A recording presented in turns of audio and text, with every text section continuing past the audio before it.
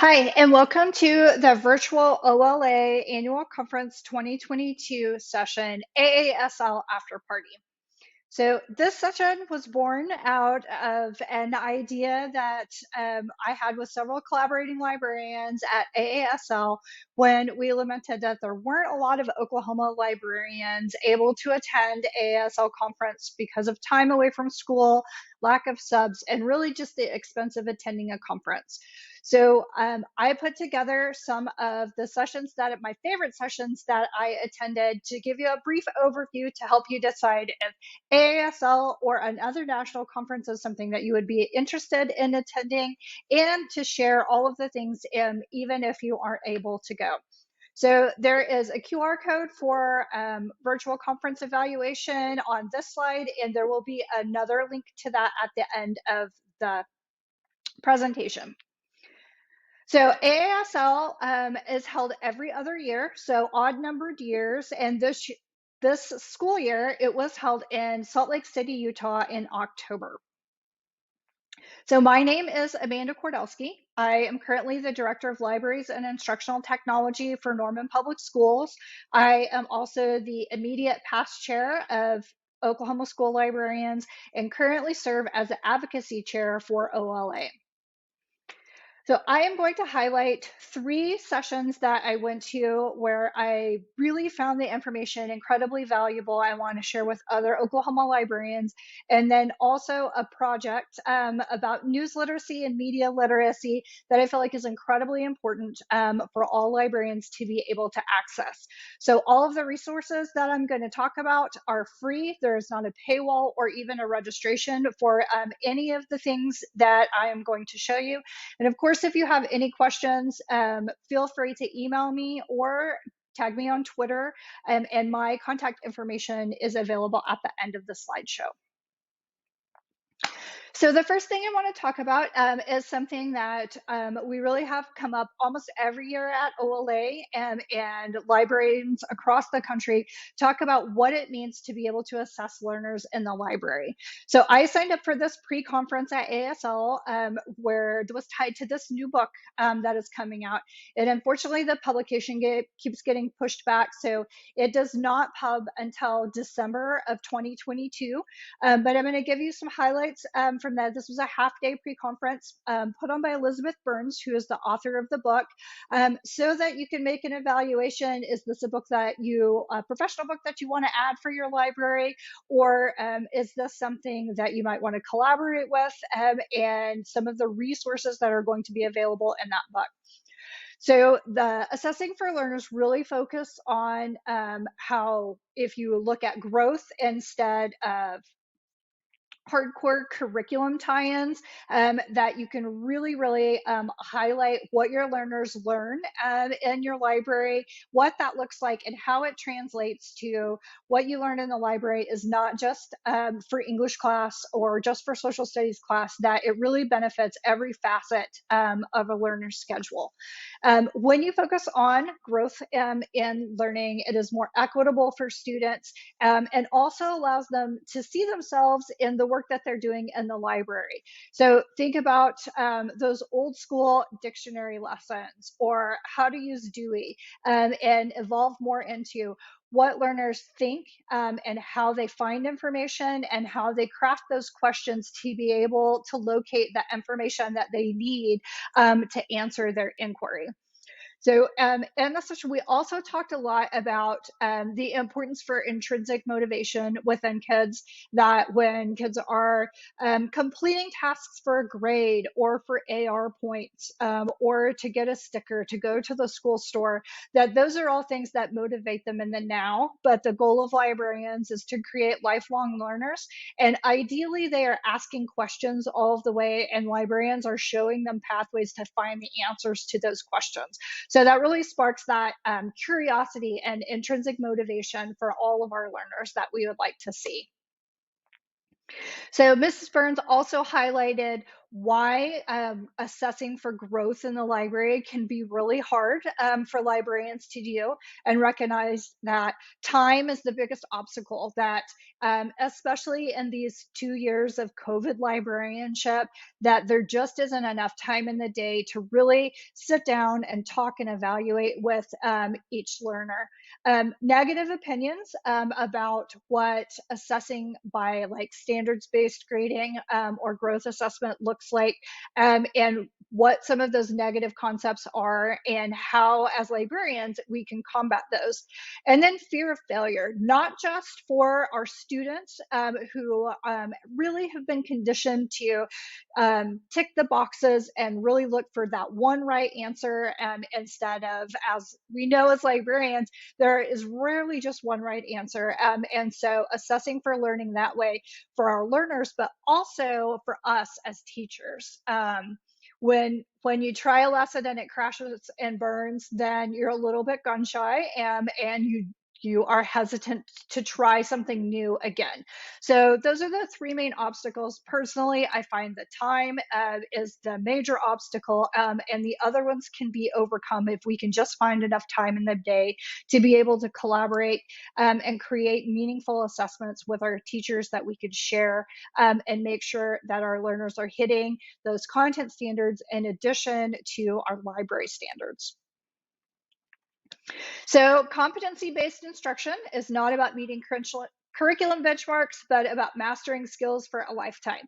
I've already talked a little bit about this. This can be a really radical change of mindset for teachers, and can be especially difficult to overcome as we are slowly coming out of COVID, and teachers are so exhausted, as are we, that we're still trying to keep kids separated and make sure that we can contact trace and do all of these things. So this sometimes appears to be just one more thing, but is really more of a mind shift, because when we graduate kids, we want them to take those skills that they have learned and apply them to every facet of their life, and not just, I learned X in social studies, and we happen to do some research in the library.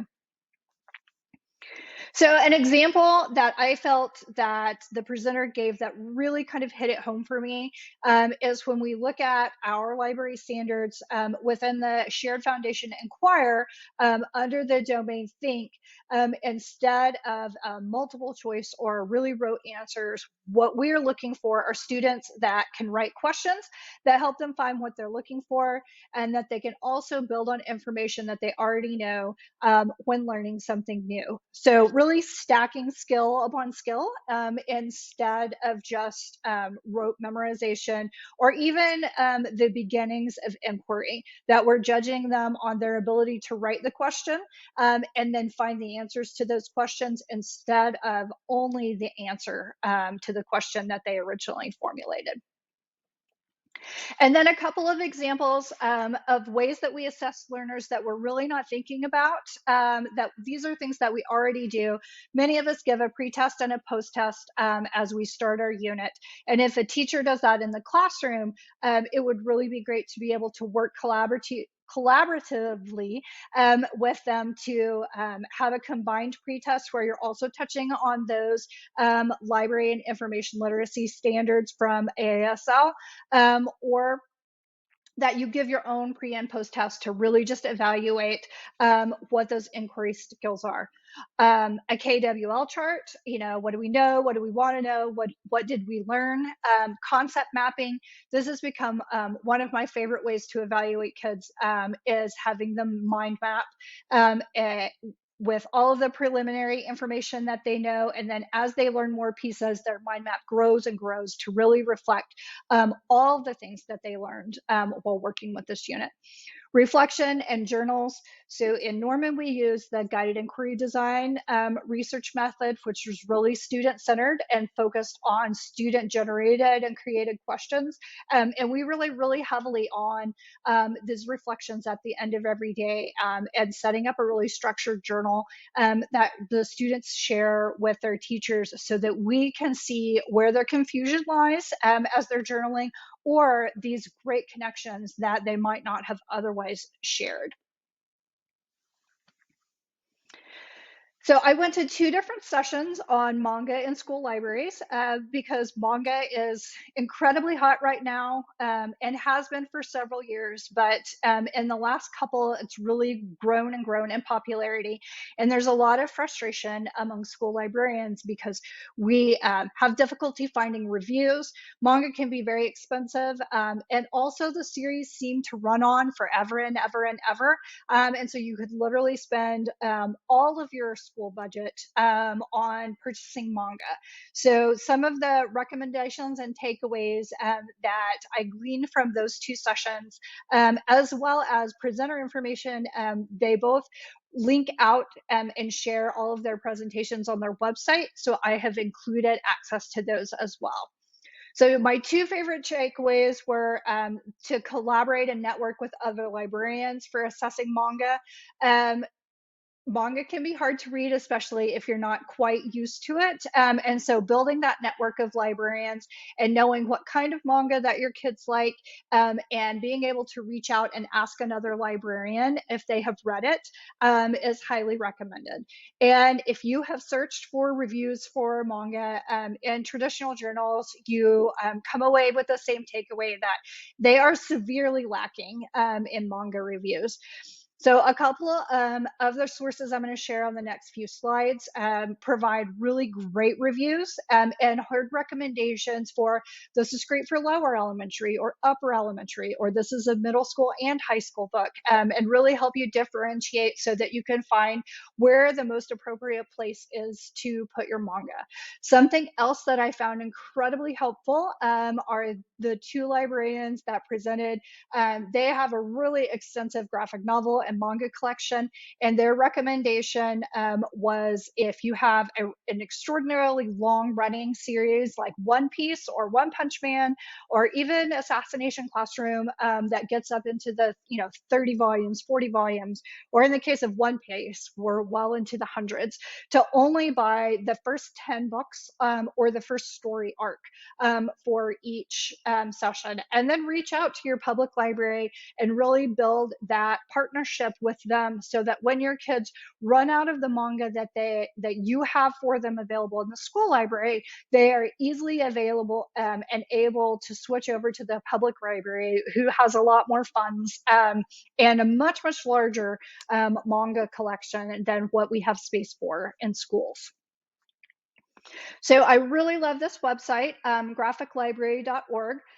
One of the most helpful pages that I found on this website is they have a terminology page, which really breaks down all of the different types of manga, what they mean, who they're appropriate for, or even what their target audience is. So I learned these from Sarah Smith, who was a teacher librarian who presented about manga at AASL. I've included her Twitter handle here, SM_wordsmith.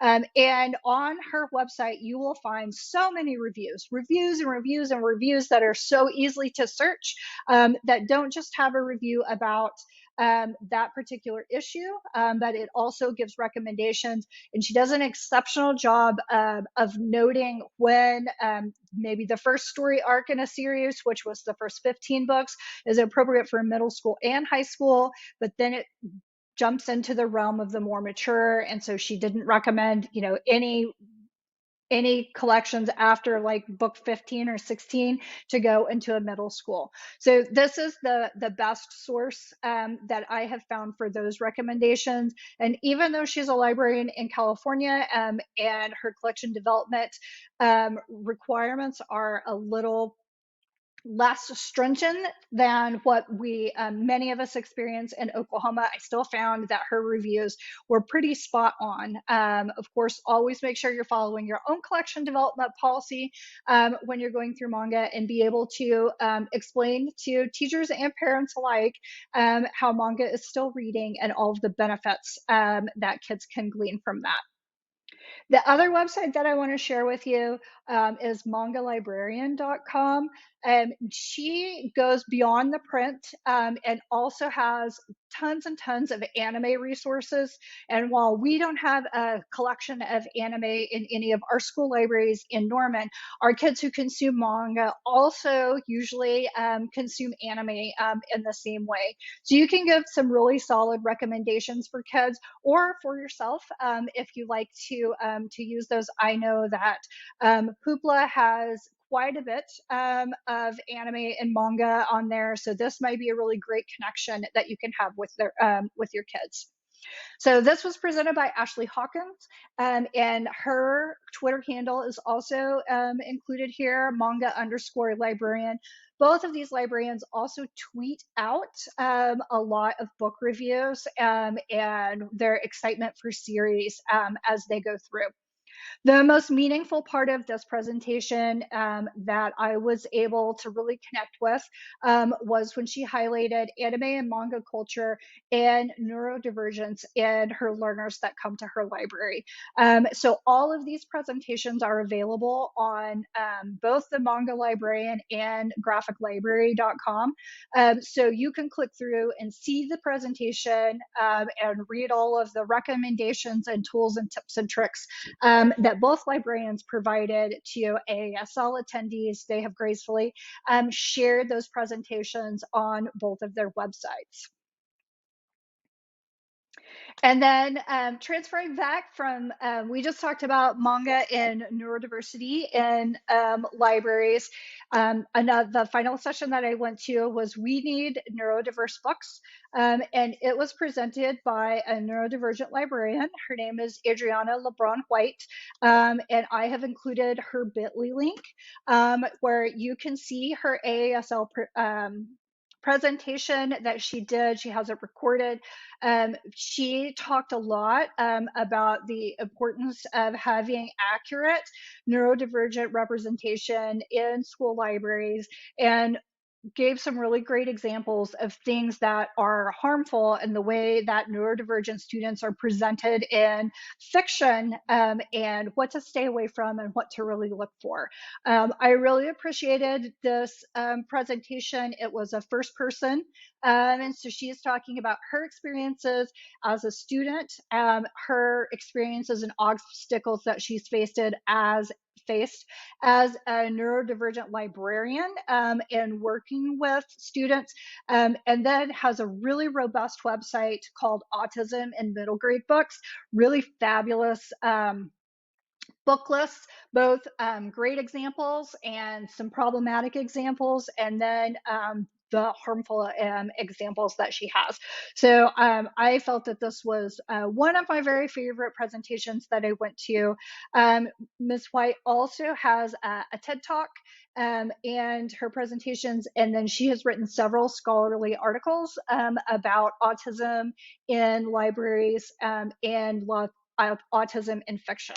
So she has linked out on her website. Now, be aware, so this is run as a WordPress blog. So unfortunately, that is blocked with my district Wi-Fi, but you can access that on your own device, or hopefully yours will be a little more open and you will be able to read our website. It's really robust and very helpful and appropriate. And then the last thing that I want to share is news literacy. So that has been a huge concern for the last several years, that our kids and our adults have a struggle with the ability to discern fact from fiction, especially when we really dig into some deep media literacy and start looking at deep fakes or how media posts can be altered and the text changed. So these 4 resources are really my go-to resources. And then 2 of them are kind of embedded together. So my favorite is the News Literacy Project. This is a wonderful nonprofit whose work is to help students discern fact from fiction. They have several really amazing infographics, including one that I use all the time about Google tips and tricks and how to teach your kids to search Google correctly and examples to give and show. They have an amazing newsletter that you can sign up that sends it out once a week that really highlights kind of the disinformation that has been posted in the last several weeks, and how to debunk those, how to discern, is this one accurate, but this one's not, how to look up attributive quotes. And so their website is newslit.org. And then two other resources, the Center for News Literacy. So this is from a university's College of Journalism website that have some really great resources, both for teachers that need to be evaluating resources that they're offering to their students, and then also ways to teach your students how to accurately verify information. Civic Online Reasoning is an open educational resource offered by Stanford University. Many of you will be familiar with SHEG, which is the Stanford History Education Program, and this is kind of a spinoff of that. They have their own framework, lots of lesson plans and examples that connect both to things that you're teaching in the library, and then collaborative opportunities that you could use to teach everything from ELA to social studies to statistics, and really kind of refer to that very famous book, How to Lie with Statistics, and how to discern what is the truth and what is not, and how to make sure that our kids have that media literacy enough that they know how to read a graph, and don't just accept whatever the graph shows as fact. And then Checkology has its own web link, but is embedded in the News Literacy Project. It's an offshoot of that. So you can get to Checkology even if you go to just the News Literacy Project. But again, this is a little more geared towards secondary students, but provides some different checklists and also some really great questions to think about, and why the ways that we used to teach news and media literacy with things like the CRAP test and a rubric and a checklist where you go through, why those aren't really the most effective ways to teach now, because they have been around long enough that people who are intentionally creating disinformation and trying to share misinformation throughout the web, that they know what those are, and ways that they get around that. It can still score really high on an evaluative tool like the CRAP test, but not be a reliable source. So these all of them are free. You don't have to sign up for anything to use any of them, but I do highly recommend the News Literacy Project's resources and their newsletter that they send out. They won't send you a million emails, so you're not stuck in spam with it clogging your inbox. But again, seems to be a really valuable tool. So what's next for AASL? So AASL provides all different kinds of resources on all different topics. If you aren't a member, I encourage you to do so. But a lot of these topics that I covered, they are often topics for the monthly town halls that AASL runs. The next one is March 16th. And really talks about how to lead from the library, and how to find your niche, and really know how to connect with teachers and administrators and speak up for your students and the resources that you need in the library. So AASL holds a town hall every month. You do not have to be a member to attend, but you do have to register to they started doing that to deter Zoom bombers. So you have to register, but you do not have to be a member to be able to participate in the town halls. AASL elections open up March 15th, and there are several Oklahomans running for office, including myself. So I encourage you to participate in that election if you are a member of AASL. And then there will be all kinds of sessions, opportunities to get together and collaborate at ALA Annual Conference in Washington, D.C., which happens the last week of June, because we have to wait all the way until the fall of 2023 until we can get together at a national conference again. So AASL 23 will be held in Tampa, Florida, in October, November of 23. So if you're watching this among all of the sleet and snow that Oklahoma has had recently, just kind of dream about and think of meeting all of the other school librarians at the next AASL National Conference.